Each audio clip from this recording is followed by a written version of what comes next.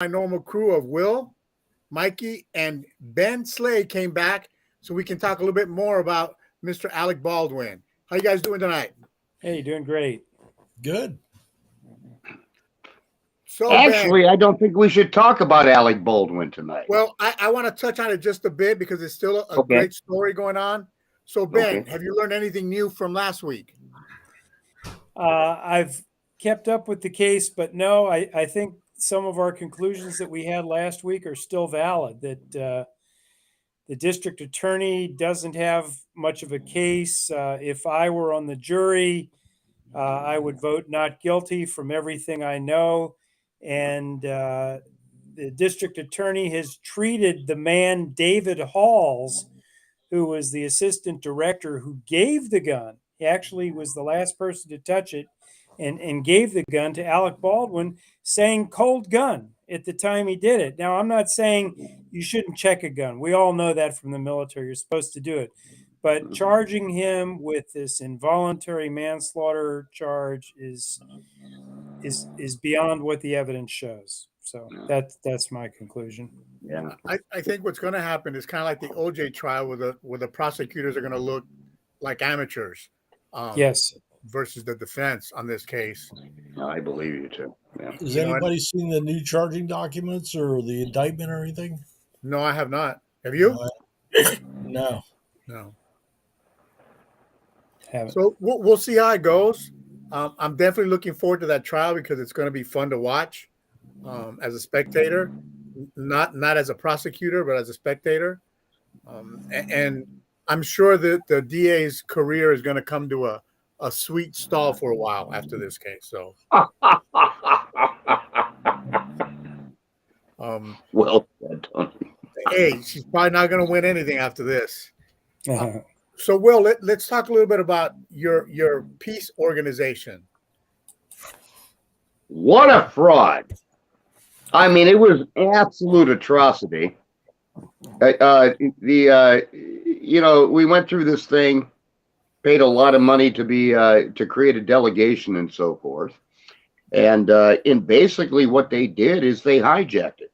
The only countries represented in the International Peace Conference in 2023 are Southern Alabamans, and some guy from Australia. They're not allowing Jews, Muslims, or any conservative Christian in at all. And so they literally hijacked it.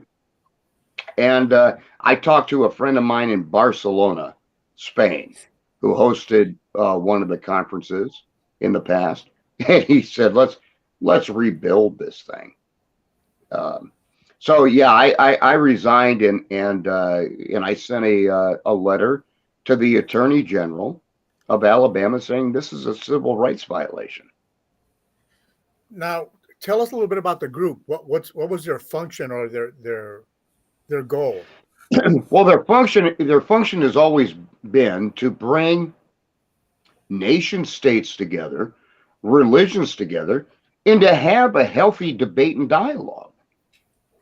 This is not what they're doing here.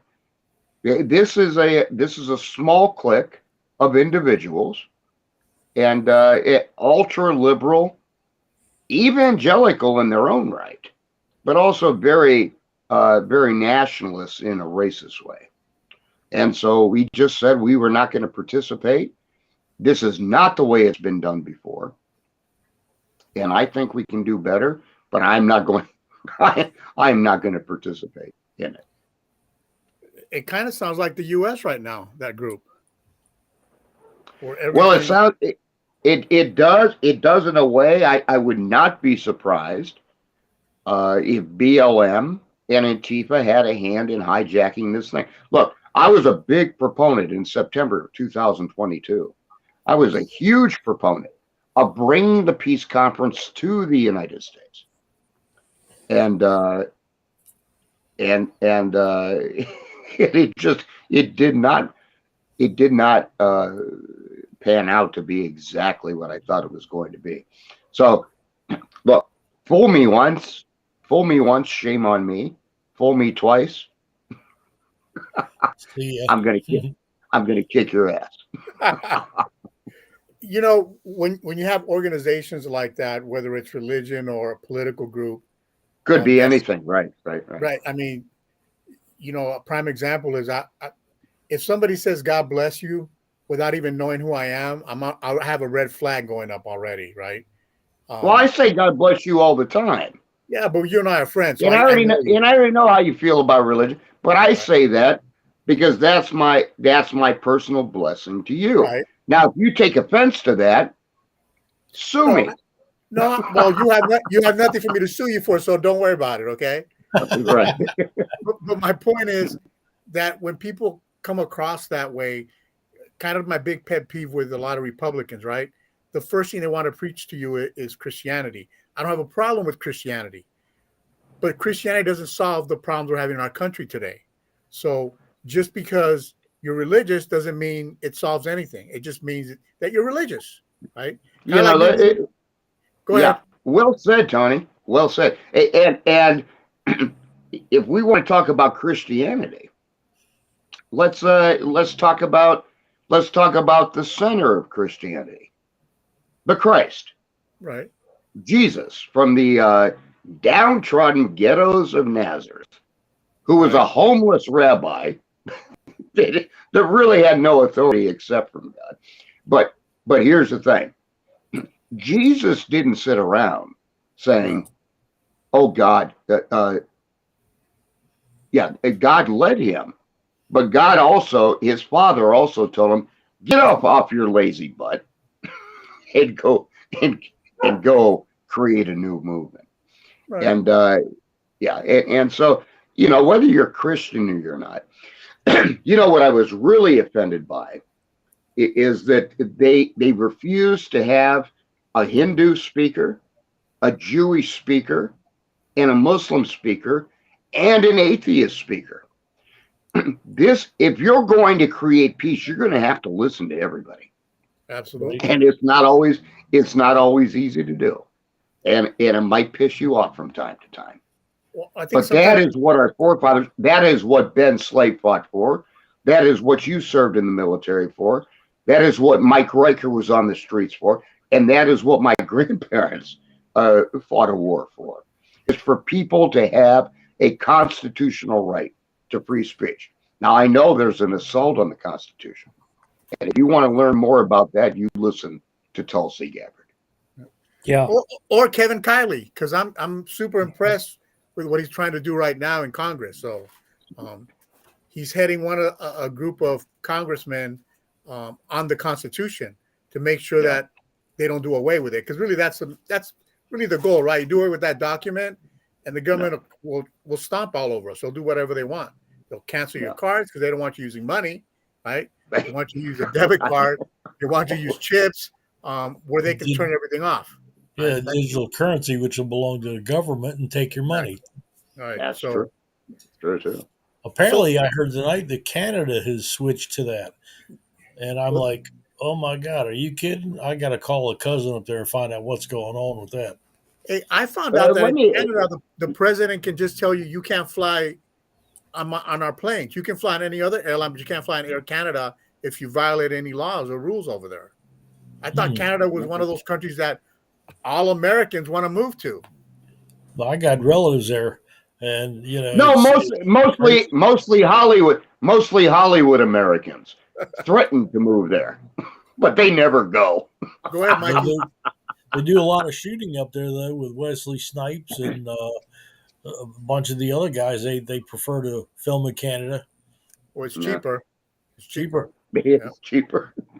So how many of you have heard about what happened in Iran? I know you have, Will. Yeah, about the Yeah, well, munitions.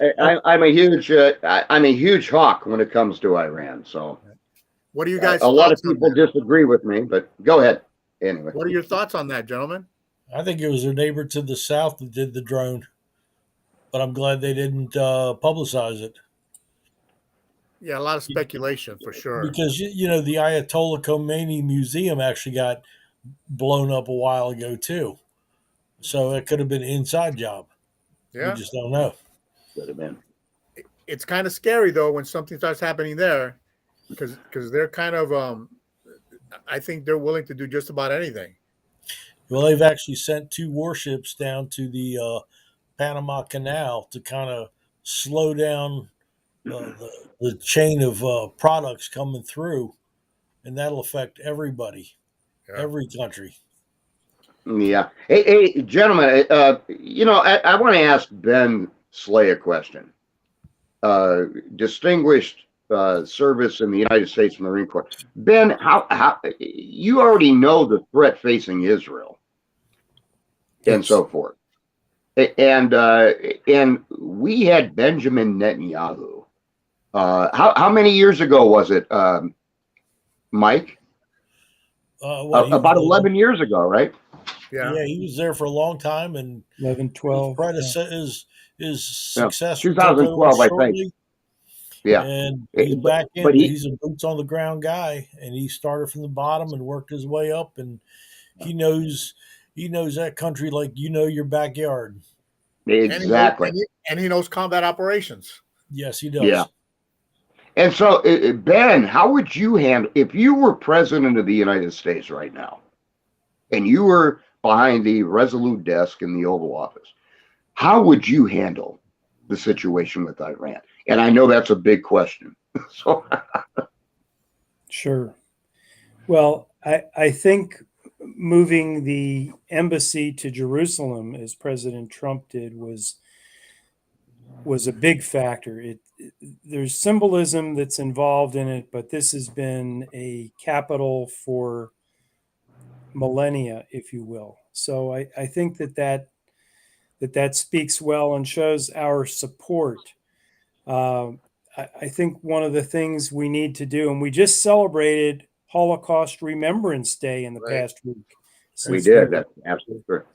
Is to never forget and realize that nothing is absolute, in the sense as President Reagan told us, that if we don't preserve these democracies, and it's not passed on from generation to generation in the blood, each generation has to preserve it. And if we don't do it, it will usher in 1,000 generations of darkness. And we don't want to have to answer to our grandkids telling them why our generation let it happen, that we lost this freedom. And I think we're yeah, go ahead, Ben. I'm sorry. Yeah, no, I listened to an interview just in the past week I was not aware of. It was from 1958 with the British author Aldous Huxley, who wrote Brave New World, and Mike Wallace. And in this interview, Aldous Huxley is talking about his book, Brave New World, and George Orwell's 1984. And he says, the way you can lose a democracy or lose your freedom is use fear to cause the people to, quote unquote, trust in their government and give them all authority, so that your freedoms are lost. And this was something, again, from 1958, so that's over 60 years ago. And They saw that it with seems like Nazi we're playing that out today. You know, Yeah. It seems like that's playing out today. That's Major. Go ahead. I'm sorry, gentlemen. No, I'm finished. Yeah, So that's what Hitler did. No, what I was going to say is Major Slay is absolutely correct in everything he just stated. And the problem is we have a socio-cultural, not so much political, when it comes to our young people. They're not being taught the values that we were taught when we were in school. Now, they can call that progress all they want. I call it a national security danger. Well, if our kids don't know the Constitution of the United States, if they don't know who the Vice President of the United States is, and I'll tell you, when we started putting cell phones in the hands of our 3-year-old, 5-year-old, 10-year-old children with no parental oversight at all, we started dumbing down our country in a huge way. And And you can call it conspiracy theory if you want, but this was the objective. No, and I don't disagree with you.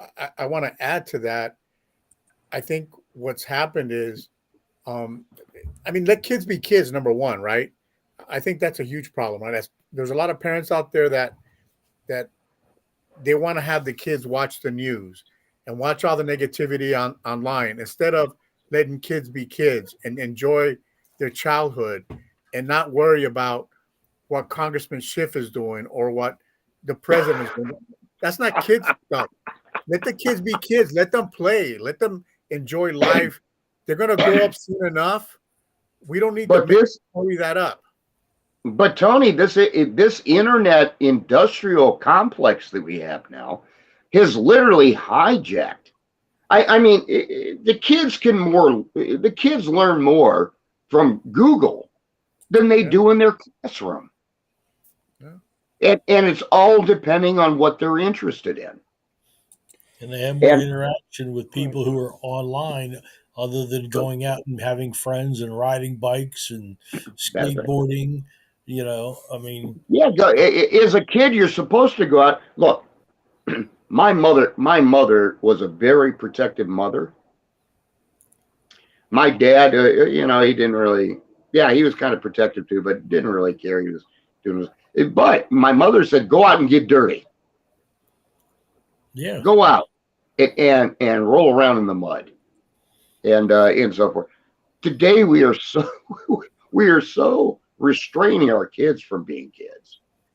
That look, our 10-year-olds, our 12-year-olds, our 15-year-olds are acting more adult than we did at that age because they have been bombarded with much more at that time.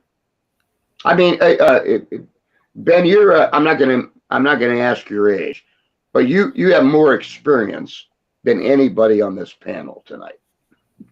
You know how we grew up.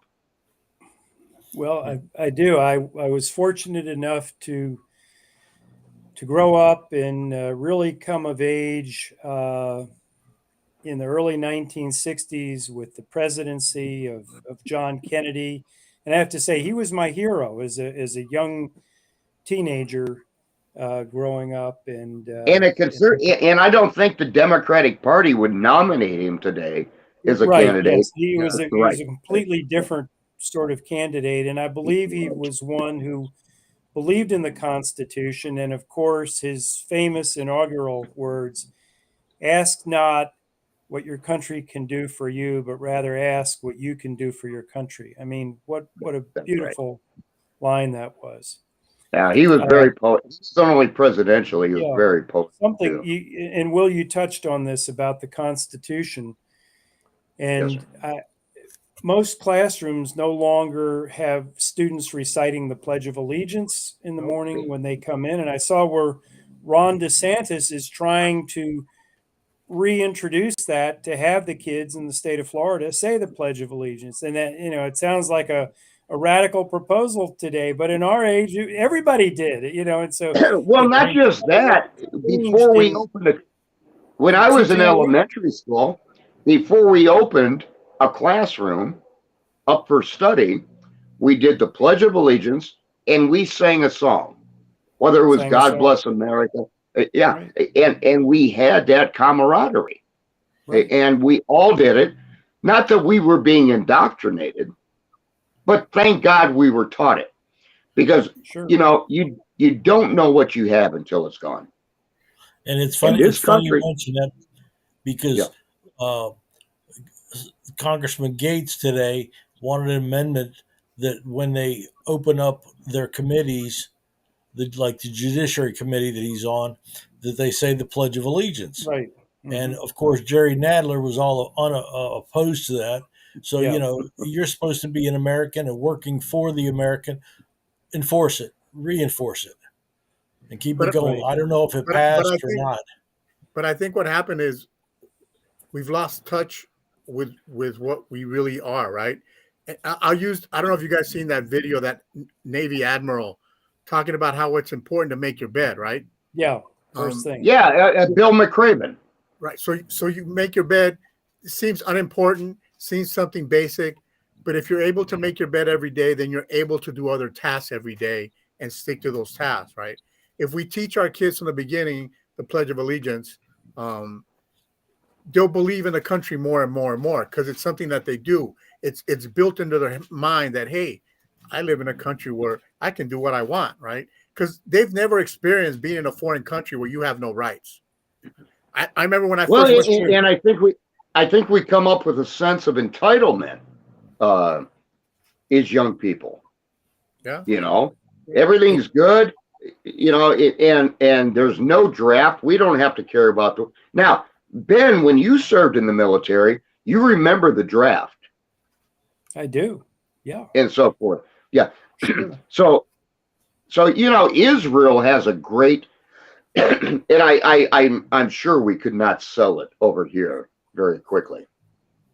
But Israel has a draft. You want to be a citizen of this country, you're going to serve a minimum of 2 years in the idea. Yeah. Yeah, And I don't think that's and I know it sounds harsh, and a lot of people criticize it as dictatorial, but look at Israel's defenses today. No, it's not. And I'll tell you. And then look at their culture.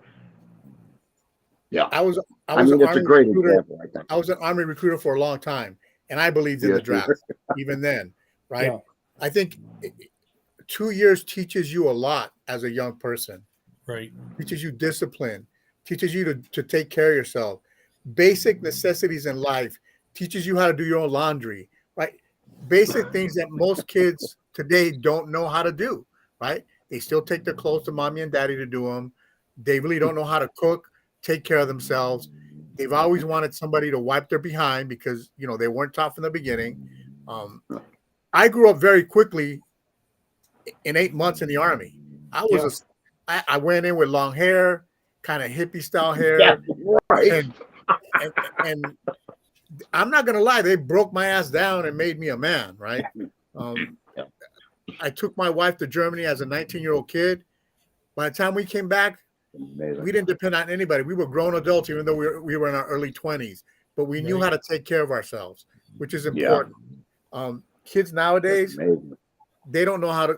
They can't wipe their own behind. They complain about a TV show if it doesn't have the right characters, if it doesn't portray LGBTQ or transgender people properly. They get upset. You can't have an opinion anymore because it's all touchy-feely, you know, just like in the workplace. You got to be careful in the workplace. You can't say anything because you might offend somebody. Right? This is a true story. I have my admin person in my office in San Diego. She was having stomach issues and she was vomiting for 2 days. She was so stressed out. She came back to work today, said, Tony, I need to get therapy because throwing up just makes me feel really crazy inside. Well, that's weird. What the hell is that? This is exactly. This is a 36-year-old woman. This is not even a 19-year-old girl. 36-year-old woman telling me this. So if she's going to get therapy because she vomited, can you imagine if I even raise my voice? Yeah, Tony, you're so right though, because in the military you learn duty, honor, and country. And if not for yourself, you're at least doing it for your buddy that's next to you. You will do anything to not disappoint him. You'll sacrifice your life if necessary to support your buddies. And it's true, getting up, having that idea of getting the first thing under your belt, making your bed, doing it properly, doing it well, learning duty, honor, and country. And it's something that we don't see today. And what's not taught is that the United States is that shining city on a hill that has provided more freedom and more prosperity economically to more people than any other country, regardless of race, religion, or background, than any country on the face of the earth. So let's applaud it for what it is and what it can be and what it does. So, yeah. I mean, you're right. When I want to tell you this story. When I first went to Korea, I wrote letters to my wife because there was no cell phones back in the 80s, right? Sure. And telling her how lucky it is to be in the U.S. where you have a washer and dryer. Because I used to see women when I was in the field, washing their clothes in a river on rocks. I mean, unless you see that, you don't really believe it. And this is in the 80s. This wasn't like in the 70s. This is in the 80s they were doing that. Carrying bundles of clothes on their head, going defecating in the streets because they didn't have a regular bathroom like we did. The basic, welcome to Los Angeles too, by the way. Go ahead. True. But basic necessities of life, we don't realize how good we have it. And Will, you mentioned until they take it away. You know, we've been so spoiled as a society, and instead of helping our kids to understand that, we just keep giving them more and more, so they get more selfish, and they don't think about that beautiful American red flag, right? They think about stuff they hear. Well, it's fun. It's funny you mention that, because when I was on the street and people would, families would say, "I can't control my kid. What do I do?" And I would say, "Hey, there's a program called Civil Air Patrol, which I joined in 1973, auxiliary of the Air Force. And you went in there, you learned drill, you learned keeping your uniform straight. You had different tests for different ranks. And I stayed until I was 18 and was a lieutenant colonel when I left. And there was my discipline and my honor and my respect and my loyalty. It all gets built into that. And it sticks with you. And I'll tell you why it sticks to you. I still wear my gig line the right way, like I'm wearing a uniform, right? Yes, line it up. You got your alignment. You know that, Ben, how it goes, right? I do. Yeah, you got to have that alignment. Yeah. Right. People in San Diego make fun of me. This Navy guy that works there, he's like, "Why is your gig line always straight?" I'm like, "Because it's just a habit. I was taught when I was 19, and that's it. It stuck with me forever. I'm not in uniform anymore, but I still wear a gig line." It's still here. I hear you. And if I see somebody with a gig line, even in their civvy clothes, if it's not aligned, I almost want to go up and say, "Hey, you got to get this aligned here." You know, it's funny you mentioned I have a kid in my office. He's 22, and he has a habit of putting his hands in his pockets. Back in my day, you didn't do that in uniform, right? You couldn't put your hands in your pockets. No way. Yeah. And I'm always correcting him. Yeah, but to be fair, John Fitzgerald Kennedy always had his hands in his jacket pockets. and you know why that was a good thing? Because as long as his hands were in his pockets, he wasn't putting his hands in your pockets. and so don't castigate him too much on that. I want to talk about my favorite politician right now, Adam Schiff. Oh, yeah. Okay. Did any of you see the TikTok? Yes. Where he was whining about how he's not part of the Intel committee, working on the Chinese network. Yep. It was, but then he apologized right after the fact that he shouldn't have done it on TikTok. But whining and sniveling that sounds like a John Kerry. That sounds like a John Kerry move, though. It was a dumb move on his part. I thought he was because he's for it and then he's against it, and I'm tired of this bullshit. And so anyway, you guys go ahead and talk. I'm going to eat my meatball sandwich. Okay, go ahead, chew away. I'm going to talk about something that Will mentioned in talking about the Constitution. You may have seen just a few days ago, there were Senate hearings for confirmation of judges to be United States federal judges. What a joke. It was Senator John Kennedy, not JFK, but Senator Kennedy, who asked one of the judge candidates, he asked her, "Judge, can you tell us what Article 5 of the Constitution refers to?" And she said, "No, Judge, I can't." And then he said, "Well, Judge, can you tell us what Article 2 of the Constitution refers to?" And she said, "No, Judge, I really can't." She didn't know it. And this is terrible. If you don't have a basic understanding of the Constitution, and these things stay with you. I mean, Article 1 is the legislature.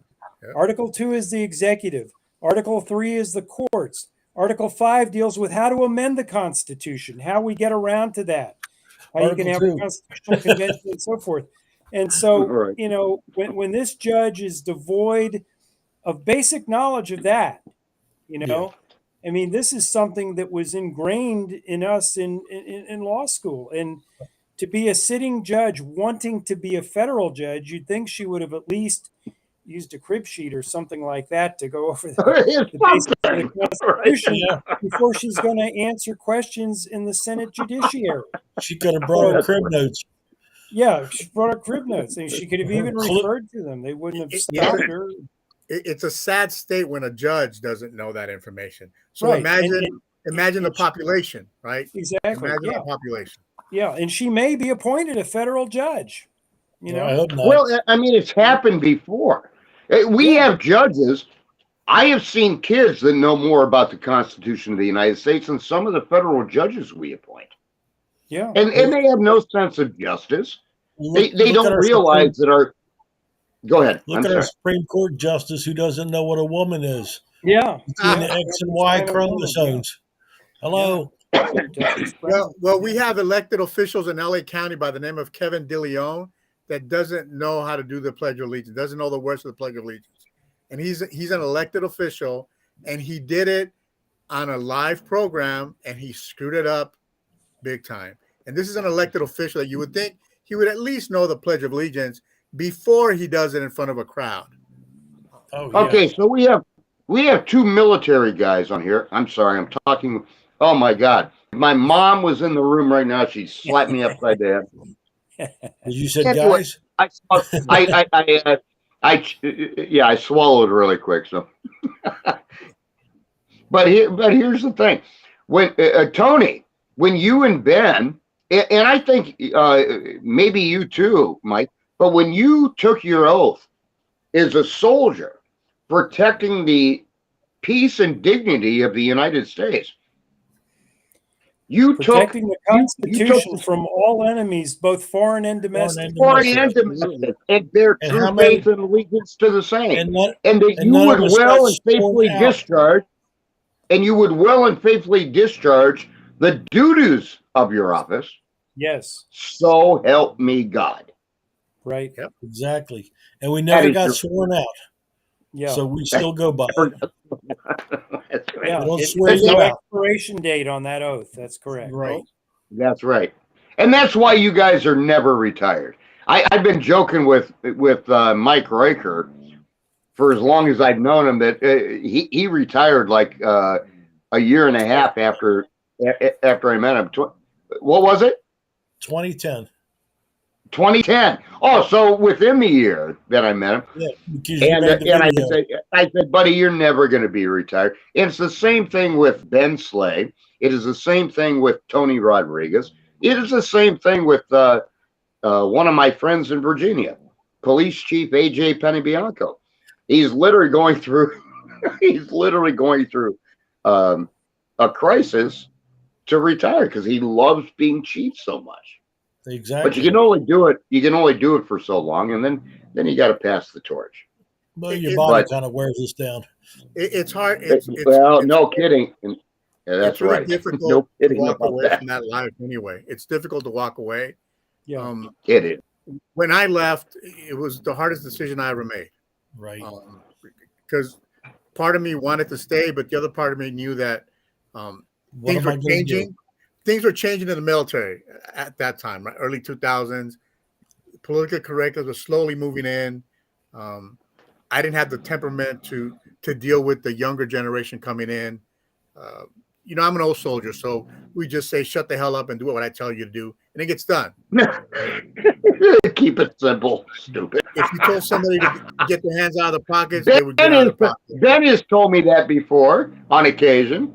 No, I mean, it's real, right? It's truly real when you're dealing with people, and as the military changes and time changes, obviously you have to adjust to the tempo. But the problem is the military changed at the highest level. It didn't change at the lowest level. It started to change at the highest level. It just trickled down, and then Right. we are where we are today, where people can have cell phones. They can be on the phone while in a formation. They can't call you sir or ma'am anymore. You got to be careful how you look at whether it's a Marine or, I've been working in the shipyard. Bunch of Navy people walking up and down all day. I'm even afraid to look at them because you never know what they're going to assume you're thinking when you look at them. Because things have changed that much in today's world. Yeah, they not saying the yes sir, yes ma'am. I think they ought to just make it one thing. Yes, boss. Yes, boss. I like that, Mike. You Major know, Slave, when you actually had the opportunity to personally meet Lyndon Baines Johnson, Yes, yeah, I mentioned that. which Yeah, last I week. think is fascinating. Can you recap that story a little bit? Because then I want to ask you a couple of questions. Sure. Just your Yeah, opinion. Yeah. yeah. I was in Baylor Law School in Waco, Texas at the time, and LBJ had left the White House, and after he left the White House, he suffered a heart attack, and it took him about a year to recover. And so in 1974, he was giving his first speech after having suffered a heart attack after getting out of office. And it was at Temple High School in Temple, Texas, which is about 35 miles south of Waco. So I went down there to hear him. And I told the story about how his postmaster general, when he was president, a guy named Marvin Watson, gave this long 20-minute introduction, which was just way too long. And when it was finished, LBJ kind of lumbered up to the microphone and he said, Marvin, that was a fine introduction.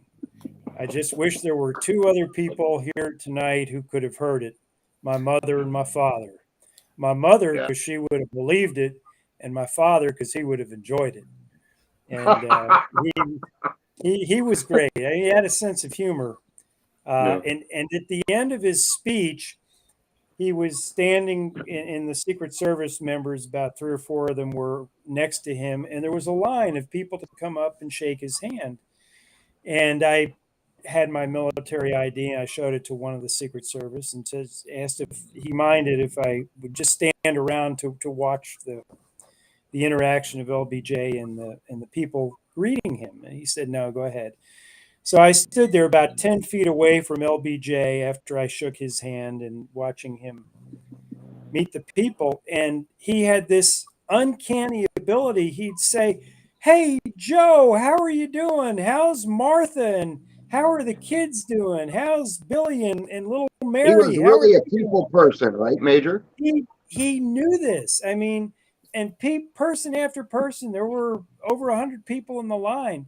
It seems that he knew them all on a first name basis and could ask about their family and members of their relatives and things like that. Had this fantastic ability. And I think in part, if you want to get elected to political office, it's a great skill to have. Joe Biden can do that. Right. If he can remember anything, I don't know. But Oh, it's a LBJ was Jill Biden.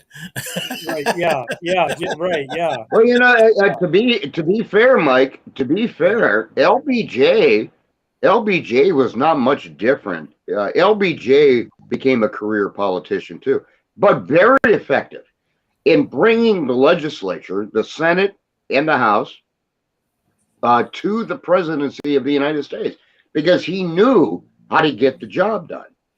Now, Joe Biden, we're going to criticize him. We don't like the economy. We don't like his politics. But the fact of the matter is, he has been in there even longer than Joe Biden. Okay, and so the point is, you got to give him some credit. Now, should there be an age limit on the presidency? No. There should not be. Look, if Donald Trump is 90 years old and wants to run for president, more power to him. But we do have a constitution that states that when you run for president, you have to be 35 years old, right, and a natural-born citizen. Now, the point is, I'm going to ask a trivia question tonight, and if I see you going for your phones or your computer. You do not win the prize, but I do have prizes. I do have prizes tonight. All right. $9 cigars. Leftover leftover Oscars from the campaign that never took off, but I have a whole box of them. And so you answer this question. Let's do a little bit of trivia. Who was, and we'll go in order. First person to raise their hand answers. Who was the youngest president of the United States? JFK. Yeah, it's the only one I know of. Teddy Everybody else is old. Teddy Roosevelt. Teddy Roosevelt. Right. Teddy Roosevelt was the youngest president at 42. Right. JFK was the youngest elected president at 43. So you didn't stay elected. Well, that's a whole other show. That's a whole other show to bring Ralph Thomas on. Okay, now here's a trivia question. Who was the only one that wasn't elected? Gerald Ford. Gerald Ford. That's your buddy. Yes, okay. All right. I don't even know why you're asking. So here's the other thing. Here's another trivia question. Okay, we're going to go through these Oscars real quick. So who is the oldest president of the United States? Well, Joe Biden. Absolutely. Okay, yep. You got that one. Now, before Joe Biden, who is the oldest president of the United States? Ronald Reagan. Donald Trump. Donald Trump. Oh, yeah. Okay. Yeah. So, Ronald Reagan was elected at the age of 69, which a lot of my critics and detractors will say that's my favorite number for obvious reasons. but Ronald Reagan, until Donald Trump, Ronald Reagan was the oldest president ever elected. And they thought that was too old. Right. Now we're going into the 80s, and who knows? We might have a president elected in his 90s before it's over. What I'm asking, gentlemen, is why can we not tap a new generation of Americans? The Tulsi Gabbards, the Kristi Noems, the Kirsten Sinema. It's not that we can't; it's that we won't. Big difference, right? Yeah. The people need to get behind certain. I'm a big fan of Tulsi, not just because she's in the army. She's a Democrat, but she doesn't want to follow. She is not a Democrat anymore. I know, yeah. But she is not a Democrat anymore. She is an independent. She will not go to the Republican Party either. She does not believe that our two-party system has worked for this country. It doesn't work. It doesn't but she work. will speak of the Republican CPAC. Yes, she will. Committees. But I want to talk about something. She already has. That's what I said. I want to talk about something that Mike Garcia brought up 2 days ago about the military, the armed forces, right? We don't have the equipment that we used to have anymore because we're giving it away. Right? Right. That's the first problem we're having. We're definitely having a retention and recruiting problem, right? True. So let's suppose that, and China knows this, right? It's not a big secret. Everybody knows that we're struggling. It's like the workforce. We can't get people to enlist.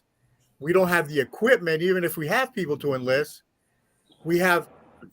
I'm knowledgeable enough to know that we have Navy ships sitting in San Diego that we can't repair because we don't have the parts to repair the ship. Right? All you need is duct tape, I hear. Yeah, that won't work. Right? So think about this in the perspective. Let's say we have to go into a combat situation against a country like China. We will again. Like China, we're going to be in trouble, right? Mm-hmm. We're going to be in trouble. We don't have the manpower or the equipment because everything we had extra, our Chairman Biden is giving it away, right? He's just giving our stuff away to anybody or leaving it behind in Afghanistan, right? Yeah. Not bringing the stuff home. So kind of like the workforce is struggling to find people to go to work, the military is struggling. This is the worst it's been ever, trying to find people to join. Yeah. They're offering outrageous bonuses for people, and they still can't get people to join.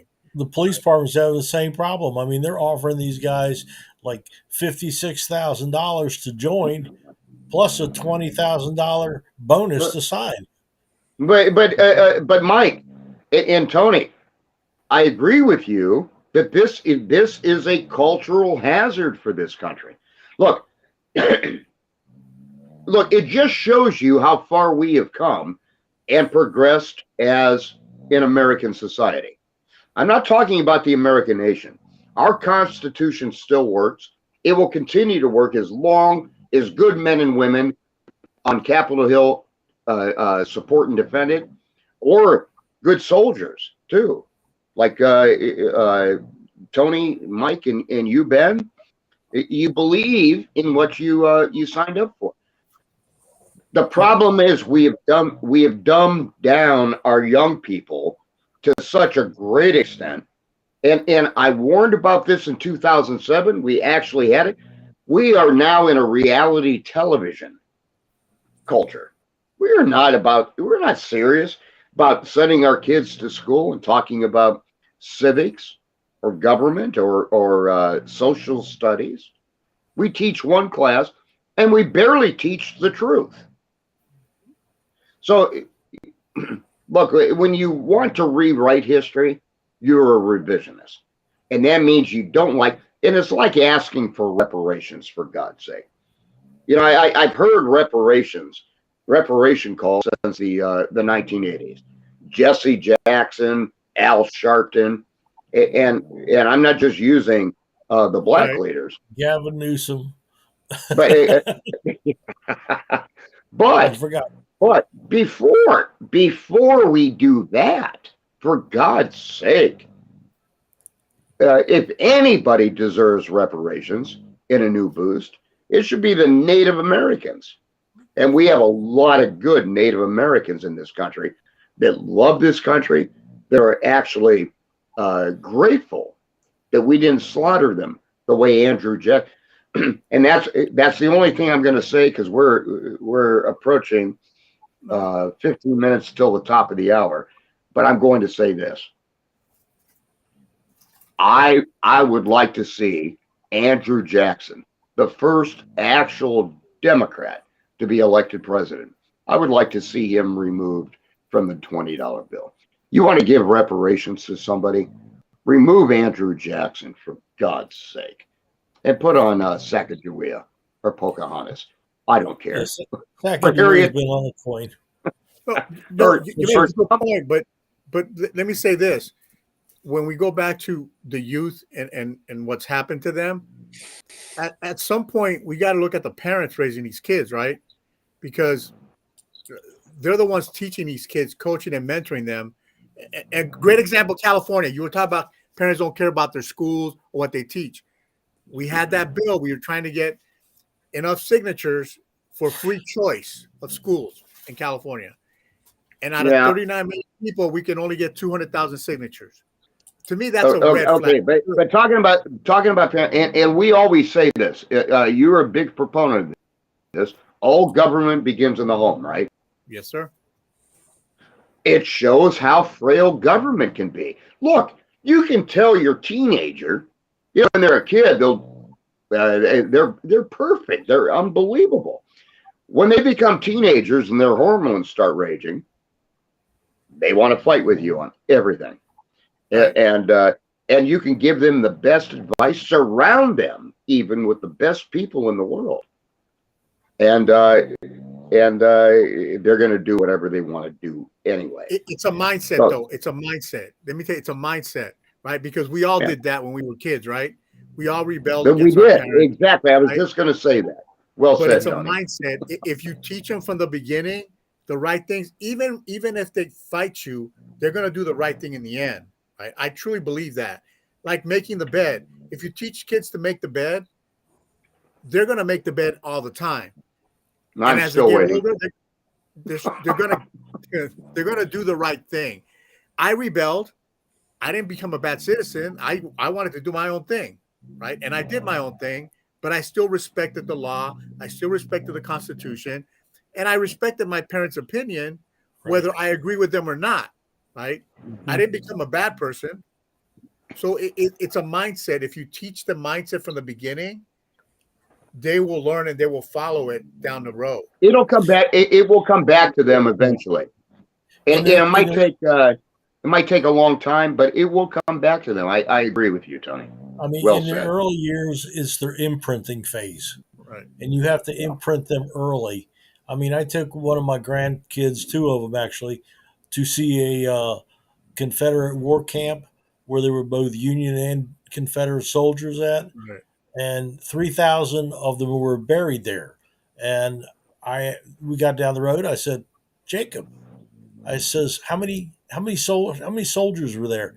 3,000. Boom, he got it. Next step, we want to go to Gettysburg, and I want to show them Gettysburg Yeah. and show them what I learned there and where the rocks were that the people were hiding behind and the flanks that were going on and everything else, and get them to understand and say these people died for us at that time. Yeah. And then, you know, visual things are really important. When I was in high school, my social studies teacher, they put us on a bus and said, today we're going to learn about government. Took us to the county administration building, to the courthouse. We even went over to the jail and walked through where people were just locked up for murder. And it made an impression on a bunch of us. And you kind of do that. They don't do that anymore. Well, because it's easier to trash what happened in the past, right? And make people feel guilty about something.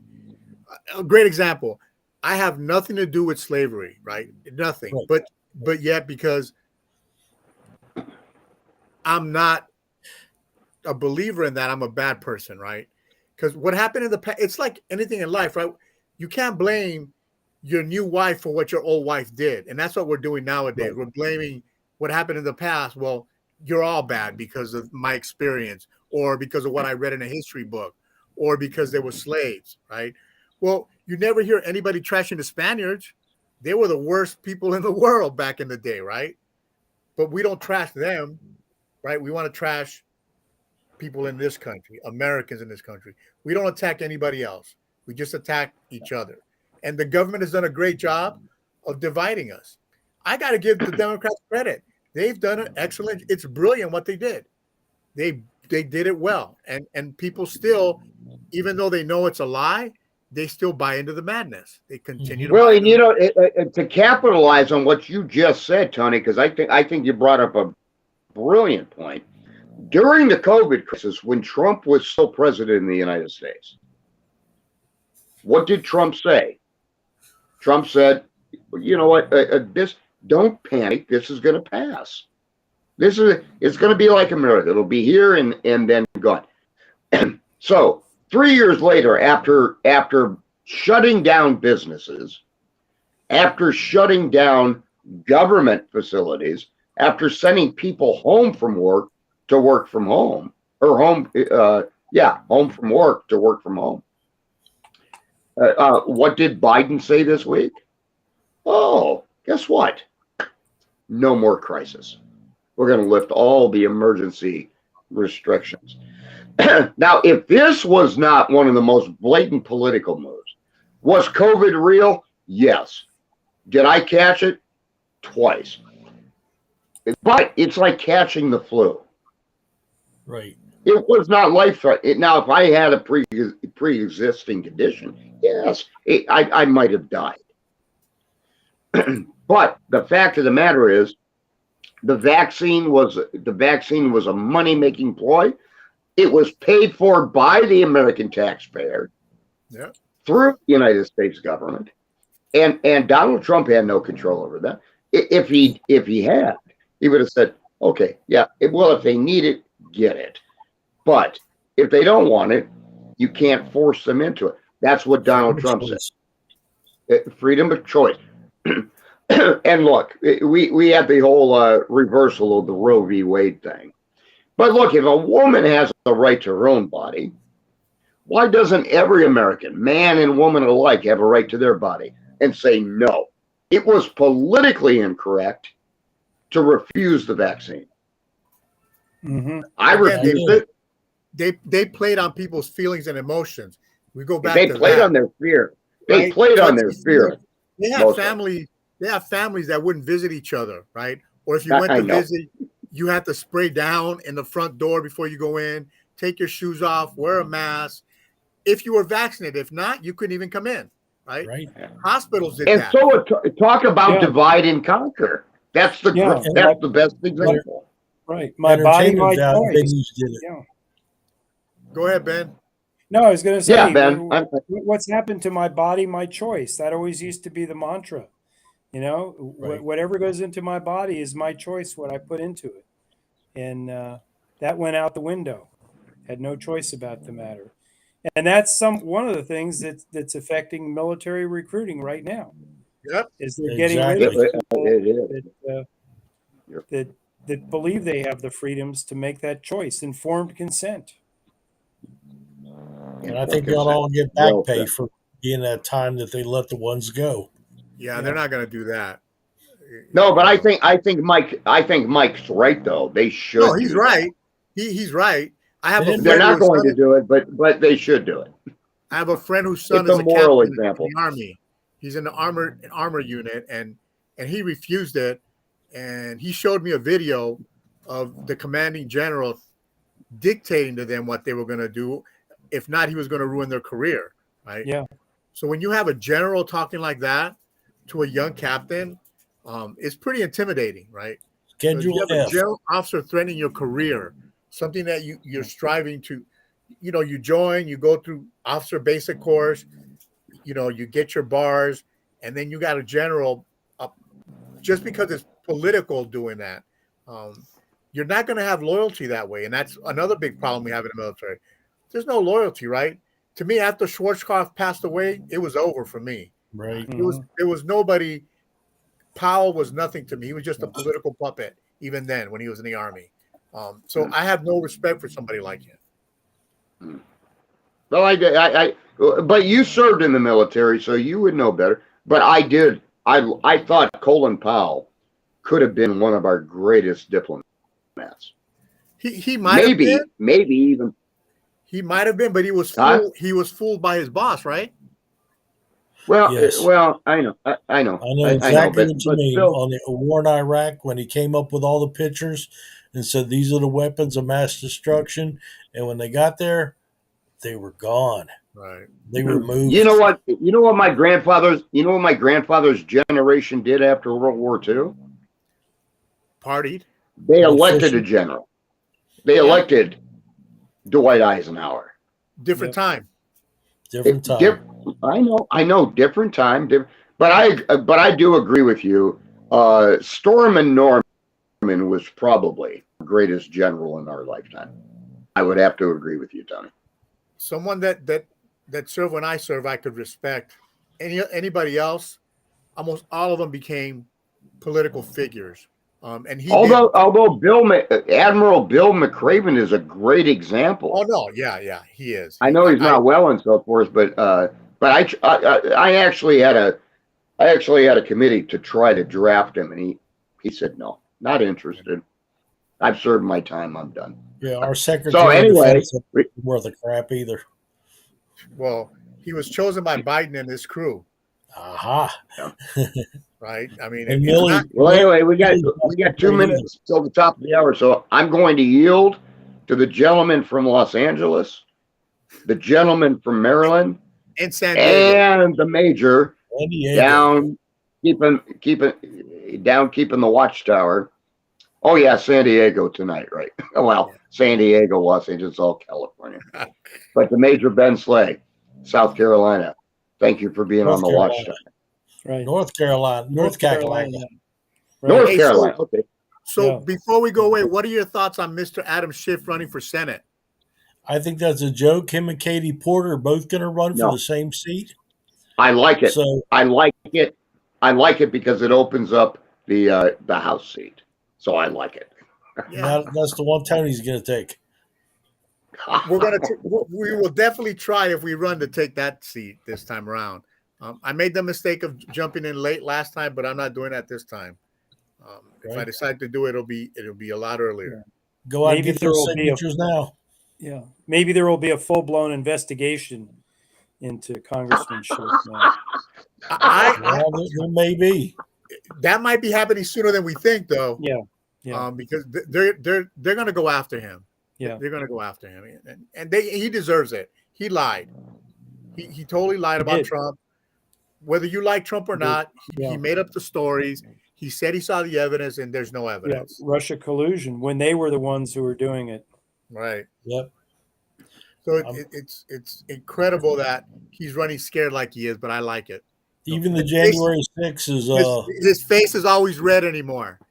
Guys, Yeah. it's the time's up, the hour's up. I want to thank you all for being on the show. I want to thank everybody for tuning in to the Tony Rodriguez Show. You can follow me on social media at Tony Rodriguez.